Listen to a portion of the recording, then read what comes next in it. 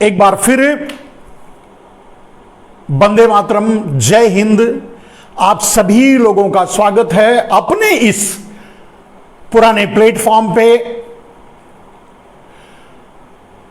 आपका अभिनंदन है, आपका स्वागत है। आप जानते हैं मेरा नाम मनमोहन मिश्रा है।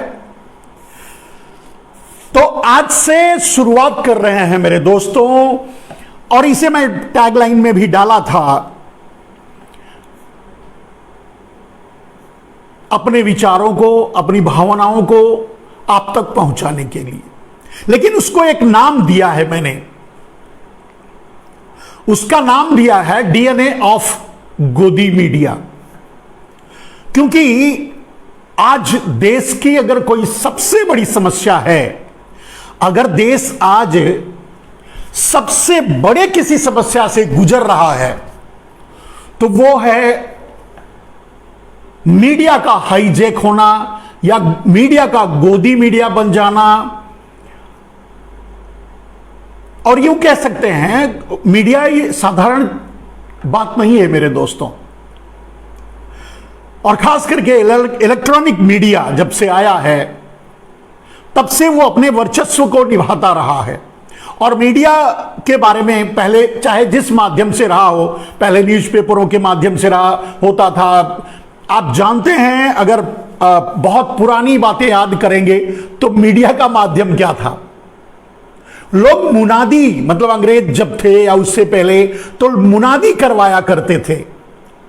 मुनादी मतलब एक आदमी नगाड़ा बजा बजा करके पूरे क्षेत्र में घूम करके वो प्रचार करता था कि आज आपके सामने ये बात रखी जाएगी, या आज ये होने वाला है, या आज अंग्रेज ऐसा करते थे, उसके पहले भी ऐसा होता था कि आज किसी को फांसी देनी है, या मुनादी, या आज किसी को सजा देनी है, उस पर कोड़े बरसाए जाएंगे।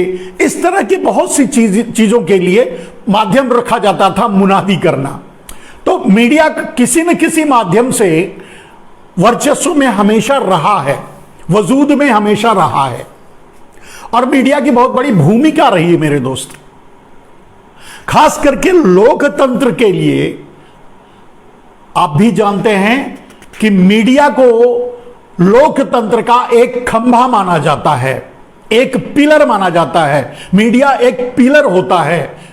मीडिया लोकतंत्र के चार चौपाए हैं जिन पर लोकतंत्र टिका हुआ है, लोकतंत्र की बिल्डिंग खड़ी हुई है। और चार चौपाओं में कौन सा है?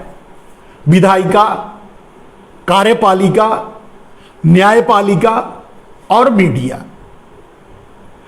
विधायिका आप समझ रहे हैं, संसदीय व्यवस्था। न्यायपालिका भी आप समझ रहे हैं, हमारे न्याय के स्थान, जज वगैरह। और कार्यपालिका भी आप समझते हैं, जैसे हमारी पुलिस की व्यवस्था और हमारा मैनेजमेंट सिस्टम्स। तो न्यायपालिका, कार्यपालिका, विधायिका और ये मीडिया किसी भी लोकतंत्र के पाए हैं। उनमें से आप अगर ध्यान से देखेंगे तो मीडिया एक पाया है। और अगर वो मीडिया यानी एक पाया अगर किसी लोकतंत्र का सड़ जाए, या वो किसी कारण बस कुछ भी, अगर वो इन्फेक्शन हो जाए, वो सड़ जाए, वो टूट जाए, कुछ भी हो जाए, तो लोकतंत्र का पूरा घर जो है भर भरा के गिर जाए। जिस तरह से चार पाए पर अगर आप घर खड़ा कर दीजिए, एक टूट गया तो बाकी तो घर तो खड़ा नहीं रह पाएगा ना, वो गिर जाएगा। वही हाल आज है कि हमारा एक पाया लोकतंत्र का सड़ चुका है। घिन आ रही है, बदबू आ रही है उससे, और जिसके कारण लोकतंत्र जो भारत का है वो खत्म होने वाला है, बिखरने वाला है, टूटने वाला है। और उसका श्रेय अगर किसी को आप देंगे, हम देंगे, या देश देना चाहे, तो उसकी जिम्मेदारी जाती है सिर्फ मीडिया पर। मीडिया की एक बहुत बड़ी भूमिका होती है। मैं समझता हूं ये जो 4 पाए हैं ना, सबसे मजबूत पाया मीडिया को माना जा सकता है। मीडिया का अर्थ ये होता है आप तक कोई बात पहुंचना, आपको कोई बात समझाना। बहुत से माध्यम रहे हैं, फिल्में रही हैं, गाने रहे हैं, नाटक, नुक्कड़ नाटक रहे हैं, उसके पहले मुनादी सिस्टम, जो भी रहा है, न्यूज़पेपर्स उसके बाद में आया, अखबारों की तरह बांटे जाने लगा, तब ये मीडिया और टीवी चैनल्स नहीं थे। तो जिस भी हर काल में मीडिया एक माध्यम रहा है लोकतंत्र को संभाले रखने का। और आपने देखा 1947 के बाद यह कह सकते हैं कि विधायिका, कार्यपालिका, न्यायपालिका, इन सब की बात कर सकते हैं, लेकिन उससे पहले तो राजतंत्र था। लेकिन मीडिया की भूमिका तब भी थी। कहीं अगर कोई अन्याय होता था तो मीडिया के माध्यम से लोगों तक बात पहुंचती थी, सूचना के माध्यम से लोगों तक बात पहुंचती थी, लोग उसका विरोध करते थे, लोग उसके बारे में बोलते थे, बातें करते थे, सामने आते थे। ये रहा है हमेशा। तो हम कहें कि अगर न्यायपालिका, कार्यपालिका, विधायिका को से भी अगर कोई सबसे मजबूत और बड़ा खंभा है, वो है मीडिया, माध्यम, सूचना तंत्र। और जब वो सड़ जाए मेरे दोस्त, तो लोकतंत्र बचा कैसे रहेगा। और आज अगर विवेचना की जाए, अगर आज पूरी तरह से इस बात की विवेचना की जाए, तो मीडिया जो है पूरी तरह से सड़ चुका है, एकदम से गल गया है। और मेरा जो कार्यक्रम मेरे दोस्तों होगा प्रतिदिन आपसे मुलाकात का, उसमें यही एक विषय होगा। और इससे इर्द गिर्द, क्योंकि मीडिया से ही इर्द गिर्द सारी बातें बनती हैं, तो पूरी राजनीति, पूरा सिस्टम, पूरी व्यवस्था, हमारा स्वास्थ्य, हमारी जिम्मेदारी, देश की समस्याएं, सब कुछ इसमें समा जाता है। तो इस एक टैगलाइन से हम आपके साथ प्रतिदिन अपने विचार शेयर करेंगे। और उसका होगा क्या कि हम आपको सारे जो चैनल्स हैं, सारे जो माध्यम हैं, अखबार, ट्विटर, जो सोशल मीडिया है उसकी भी बात कर रहा हूं, ट्विटर, फेसबुक, अखबार और टीवी चैनल्स, वो आपको क्या दिखा रहे हैं और उसका मतलब क्या है, ये मैं डेली आप तक पहुंचाऊंगा। आज तो मैं आपके बीच भूमिका लेके आया हूं, आज वो सारी बातें मैं आपके सामने रखूंगा जिससे आप समझ जाएंगे कि डेली अगर आप न्यूज़पेपर ना पढ़ करके, डेली प्रतिदिन अगर आप न्यूज़पेपर ना पढ़ करके, किसी भी न्यूज़ को ना देख करके अगर हमारा ये प्रोग्राम देखेंगे, धीरे धीरे आपको विश्वास जमेगा, धीरे धीरे आप उसको समझ पाएंगे। देखेंगे तो आपको सारी बातें कभी किसी भी टीवी चैनल्स को देखने की जरूरत नहीं होगी। और वैसे भी आप समझ लीजिए, आज वो समय आ गया है मेरे दोस्त कि टीवी चैनल्स या मीडिया माध्यम, सोशल मीडिया को छोड़कर जो खास करके इलेक्ट्रॉनिक मीडिया है, जिस पर पूंजीवादी तत्वों का, पूंजीपतियों का कब्जा है, या न्यूज तंत्र है, जैसे समाचार, प्रिंट मीडिया और इलेक्ट्रॉनिक मीडिया, प्रिंट मीडिया और इलेक्ट्रॉनिक मीडिया, ये इन दोनों मीडिया पर अब पूंजीवादियों का कब्जा हो चुका है, पूंजीपतियों का कब्जा हो चुका है। तो इन दोनों का आपको बहिष्कार करना चाहिए, और आज नहीं तो कल आपको करना पड़ेगा। आप इनका बहिष्कार करेंगे, अगर समय रहते करेंगे तो कम से कम उससे निजात पा सकेंगे मेरे दोस्त।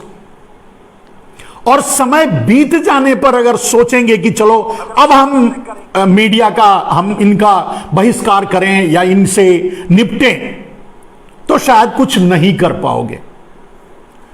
दोस्तों, आप लोगों ने बड़ी तेजी से जुड़े, मुझे आश्चर्य होता है कि 12 अगस्त, सितंबर, अक्टूबर, नवंबर, दिसंबर, जनवरी, फरवरी, 6 महीने हो गए। 6 महीने बाद में आप लोगों के बीच इस माध्यम से आ रहा हूं, और फिर भी आप इतनी तेजी से, इतनी संख्या में मुझसे जुड़ रहे हैं। कहने का मतलब, मेरी जगह आपके दिलों में है, थी और रहेगी। दोस्त, मेरा चेहरा बदला हुआ देख रहे होंगे, मेरे चेहरे पे दाढ़ी देख रहे होंगे। ये सारे बदलाव श्रीमान नरेंद्र मोदी जी की देन है। उन्होंने अपने सिस्टम से, मैं ये नहीं कहूंगा कि भयभीत होकर के, लेकिन उन्होंने अपने सिस्टम से मुझे जेल तक पहुंचाया। हालांकि उनकी ही सरकार ने, उनके ही पार्ट ने मुझे उससे मुक्ति भी दिलाई। लेकिन 3 दिन के लिए तो नरेंद्र मोदी मुझे जेल भेजने में कामयाब हो गए। वो कहानी कभी और आपको बताएंगे, कभी शेयर करेंगे। लेकिन आज जो है वो हम आपको उस भूमिका पर बात करना चाहते हैं मेरे दोस्त, कि आज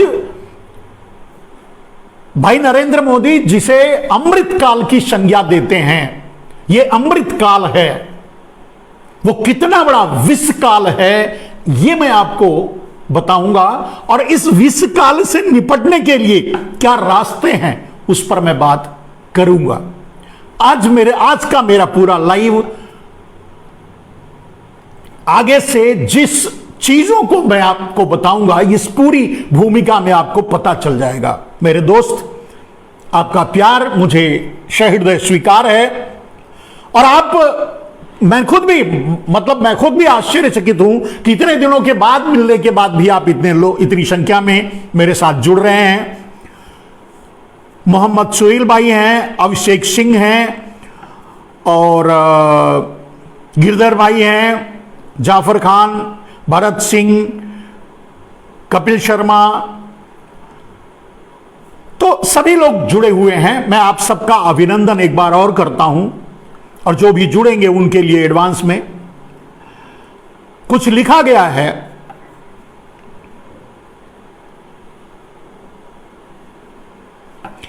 मोहम्मद जी ने लिखा है कि when you know what's happening in our nations very clearly, why others not understanding? मेरे दोस्त, में आपने ही खुद प्रश्न भी किया है और आपने जवाब दे दिया है। So why the people is not understanding? Because the people's not at all has been educating. I mean, they are not getting a proper education. They are not, because why they are not understanding? Because they are not getting the proper education. And that is also a plan, a very well plan of capitalism. पूंजीवादी तत्वों का षड्यंत्र है कि कोई कुछ समझ ही ना पाए, और जब समझने की कोशिश करे तो उसे कहीं और भटका दिया जाए। एनीवे, अभिषेक सिंह लिखते हैं, पहले तो तुम्हें धर्म और जाति के नाम पर बांटेंगे, फिर नफरत फैलाकर तुम्हें एक दूसरे के खिलाफ खड़ा करेंगे, और आखिर में तुम सबको बर्बाद करेंगे। एकता की ताकत पहचानो, मानवता दिखाओ, एक दूसरे के लिए खड़े हो जाओ। अभिषेक सिंह, मेरे भाई, मेरे बंधु, यही चाहता है देश। आप जैसे लोगों की ही जरूरत है इस देश को। और मोहम्मद भाई ने जो लिखा था कि why the people is not understanding, तो आप समझिए कि अभिषेक सिंह इस बात को समझ रहे हैं, और ऐसे बहुत से लोग समझ रहे हैं। लेकिन जो समझ रहे हैं वो मुखर होकर सामने आ नहीं पा रहे हैं, या फिर उनको धकेल कर पीछे कर दिया जा रहा है, उनकी बातों को लोगों तक नहीं पहुंचने दिया जा रहा है। जैसे अगर अभिषेक सिंह है, अभिषेक सिंह ने जो बातें लिखी या मोहम्मद भाई ने जो बातें लिखी, वो बातें अगर मीडिया के द्वारा, मीडिया निष्पक्ष रहे और मीडिया के द्वारा आम आदमी तक पहुंचता रहे, तो आप क्या समझते हैं कि भारत को कोई डिगा सकता है? क्या आप समझते हैं कि भारत दुनिया का नंबर 1 नहीं बन सकता? क्या भारत सुपर पावर नहीं बन सकता? बन सकता है। लेकिन मीडिया का सबसे बड़ा, मैं मीडिया को अभी टारगेट पे इसलिए रख रहा हूं मेरे दोस्त, कि मीडिया का सबसे बड़ा रोल रहा है आज भारत को गर्त में पहुंचाने का। और ये मैं आपको बताऊंगा कि ये आज नहीं, ये सदियों से चला आ रहा है। ये हमेशा गद्दारी करते रहे हैं ज्यादा संख्या में। अगर मीडिया में मान लीजिए अगर 500 लोगों को टारगेट रख लो कि 500 लोग हैं ये मीडिया, 500 में आपको 5 लोग मिलेंगे ऐसे जो उसको संभाले रखते हैं, उसके लिए लड़ते हैं, उसके लिए संघर्ष करते हैं। लेकिन बाकी 500 में से 495 लोग व्यवस्था के साथ खड़े हो जाते हैं, देश से गद्दारी करने लगते हैं, देशद्रोह करने लगते हैं, लोगों को गलत सूचनाएं पहुंचाने लगते हैं, लोगों को भटकाने लगते हैं। ये आज से नहीं, ये सदियों से चला आ रहा है। और इसीलिए इनका इस्तेमाल, इसीलिए राजतंत्र को चलाने के लिए, राजशाही तंत्र जब था, पूंजीवादी तंत्र को चलाने के लिए, राजतंत्र को चलाने के लिए इनकी जरूरत होती है। और इसीलिए सबसे पहला काम जो पूंजीवादी लोग करते हैं वो यही करते हैं कि वो कब्जा कर लें इस माध्यम पर, यानी मीडिया पर, यानी लोकतंत्र के इस खंभे को अपने कब्जे में ले लें। यह पहला टारगेट होता है मेरे दोस्तों, यह पहला टारगेट होता है पूंजीवादी तंत्र का कि पहले मीडिया को ही अपने कब्जे में ले लो, सूचना तंत्र को अपने कब्जे में ले लो। जब सही बात लोगों तक नहीं पहुंचेगी तो लोग लड़ेंगे कैसे? जब क्रांतिकारी हमारे लिए योद्धा लड़ रहे थे, मर रहे थे, फांसी चढ़ रहे थे, तब यह तंत्र अंग्रेजों की गुलामी कर रहा था, अंग्रेजों की दलाली कर रहा था, अंग्रेजों के साथ खड़ा था। जब आप इतिहास को पलट कर देखेंगे तो ऐसे बहुत से घराने मिल जाएंगे जो न्यूज़पेपर्स और पेपर्स चलाते थे, वो अंग्रेजों के साथ खड़े थे, अंग्रेजों के दलाल थे, अंग्रेजों की दलाली करते थे।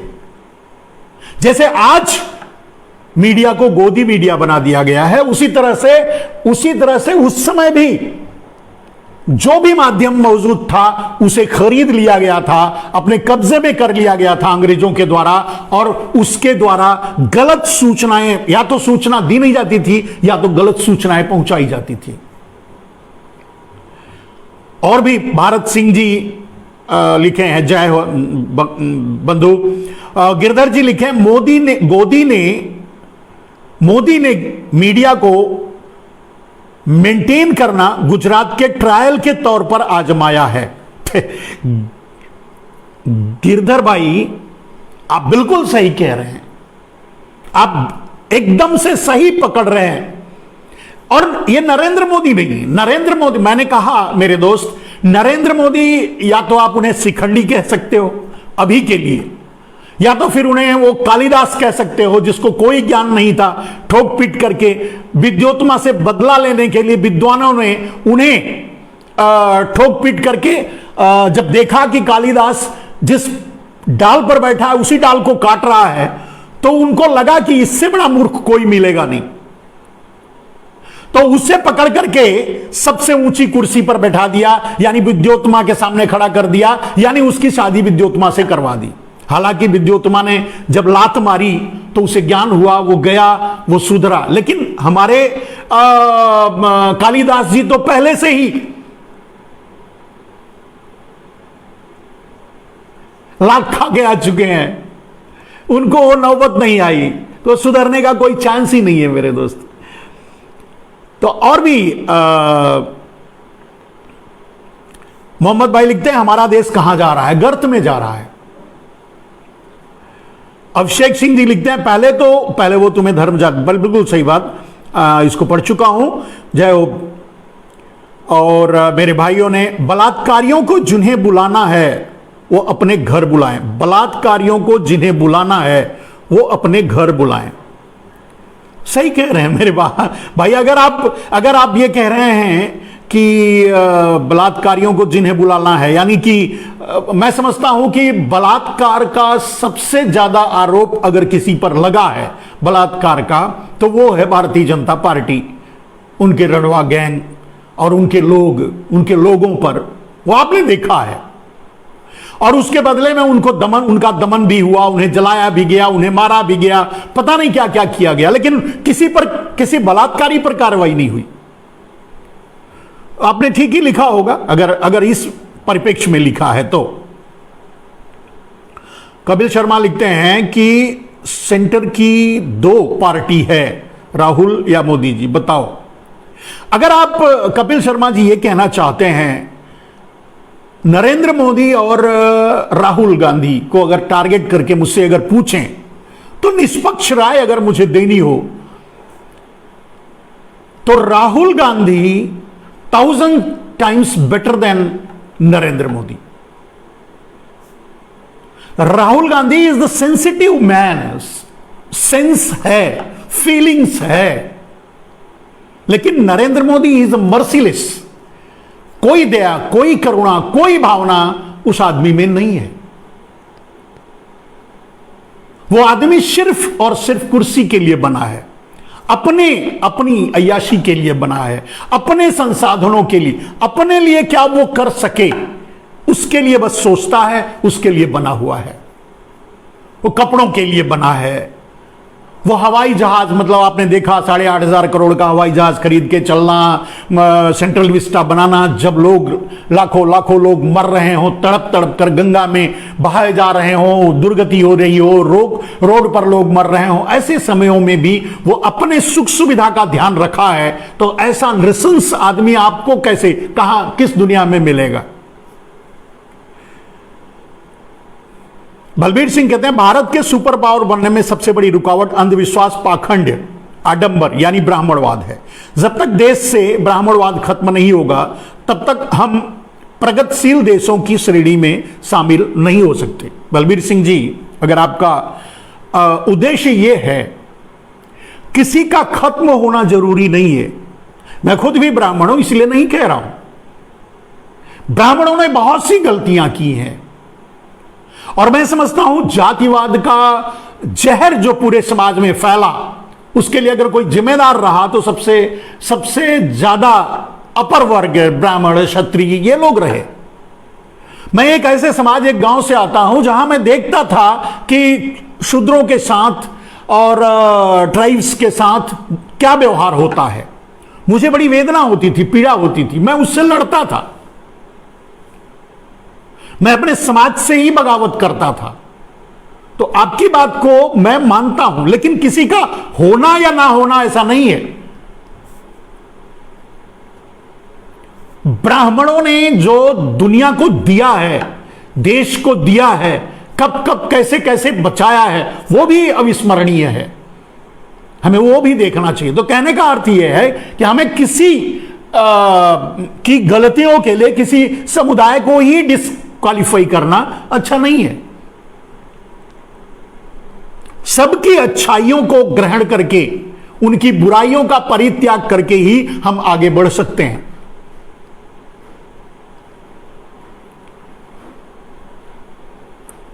जब तक लोग अपनी जिम्मेदारियों को नहीं समझेंगे, भारत सिंह जी लिखते हैं, निभाएंगे, तब तक ऐसी सरकारें मिलती रहेंगी। बिल्कुल सही बात कह रहे हैं मेरे दोस्त, आपकी बात मैं बिल्कुल सहर्ष स्वीकार करता हूं मेरे भाई। तो मैं आपका जो कमेंट्स रहेगा मैं वो पढ़ता रहूंगा, आपको बताता रहूंगा, आपको भी आपके विचारों को मैं शामिल करता रहूंगा, लेकिन मैं अपनी बातों को भी आगे रखता हूं। अब मैं आपको कुछ चीजों पर ध्यान ले जाना चाहूंगा।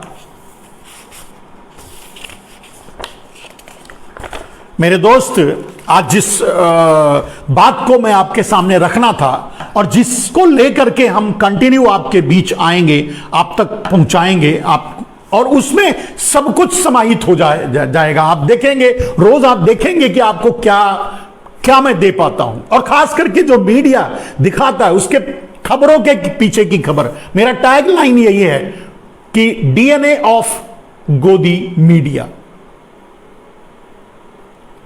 डेली न्यूज एनालिसिस ऑफ गोदी मीडिया, डीएनए ऑफ जीएम। मतलब जो देश को बर्बाद कर रहा है मीडिया, उन पर मेरी निगाह होगी और वो मैं आप तक पहुंचाऊंगा। और मैं आज जो बताऊंगा उससे आप समझ जाएंगे कि कितना बड़ा खतरा बन चुका है गोदी मीडिया। उसे हल्के में नहीं लिया जा सकता मेरे दोस्त।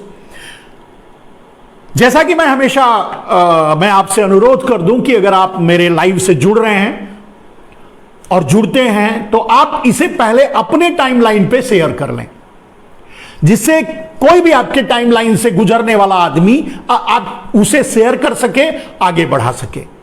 दूसरी बात, चाहे इसे ग्रुप में शेयर करें, इसे और माध्यम से जहां भी चाहे इसे शेयर कर सकते हैं। और दोस्तों, मेरा एक पेज है, मतलब यूट्यूब है। उस यूट्यूब पर भी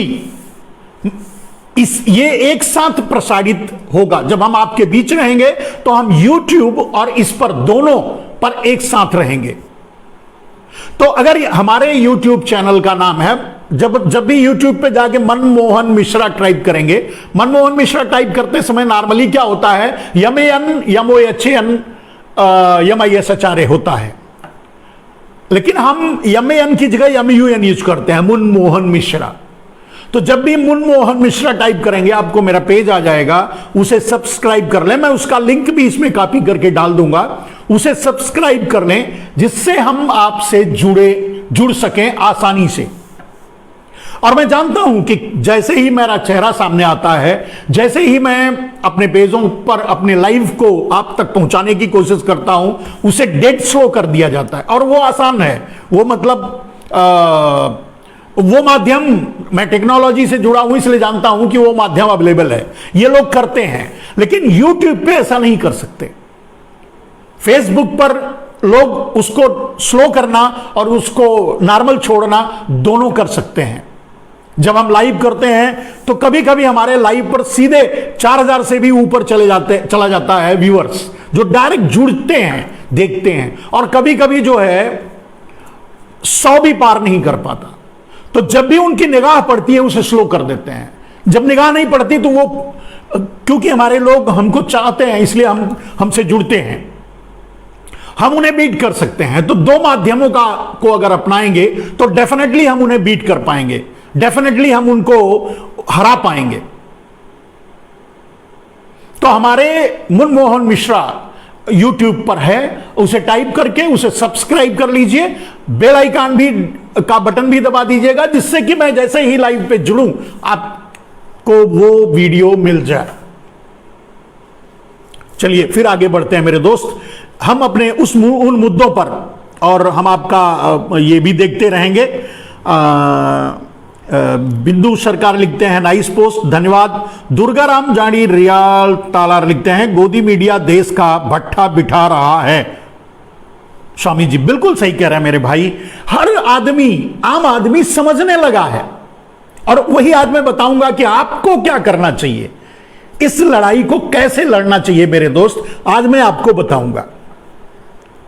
अब आपको उस फ्रेम में लाते हैं मेरे दोस्त। मीडिया का एक बहुत बड़ा भाग हमेशा देश से गद्दारी करता रहा है। मैंने पहले अपने बयान में ये बात कहा कि आज नई बात नहीं है, युगों युगों से मीडिया का, माने सूचना तंत्र का, जो भी माध्यम रहा हो उसे मीडिया ही कहा जाएगा, सूचना तंत्र का एक बड़ा भाग देश से हमेशा गद्दारी करता रहा है।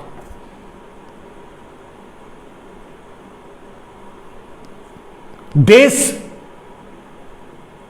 का सबसे बड़ा नुकसान, अगर जैसे अंग्रेज आए, पुर्तगाली आए, जो भी भारत में आए, छोटे छोटे नाविक, छोटे छोटे चोर आकर के भारत पर राज करने की स्थिति में आ गए।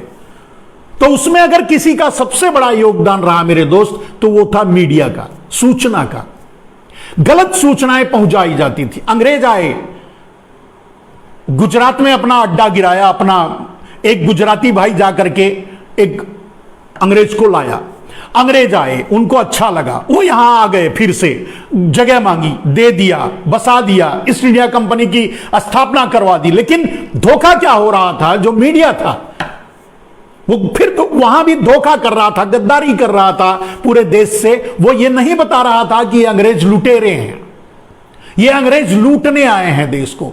जैसे आज नहीं बता रहा है कि नरेंद्र मोदी क्या करना चाहते हैं, क्या हैं, वो देश का क्या हाल करेंगे, सच नहीं बता रहा है, बल्कि उस सच से आपको दूर रखने के लिए दुनिया भर की भ्रांतियां फैला रहा है। जैसे हिंदू मुसलमान का मुद्दा हो, जातिगत मुद्दे हो, सांप्रदायिक मुद्दे हो, इन सब को चला रहा है। इसीलिए मैं गोदी मीडिया को की बात कर रहा हूं और गोदी मीडिया के बारे में कह रहा हूं। कहने का मतलब मैं यहां ये आपको बताया कि मीडिया की गद्दारी का यह पहला चरण नहीं है।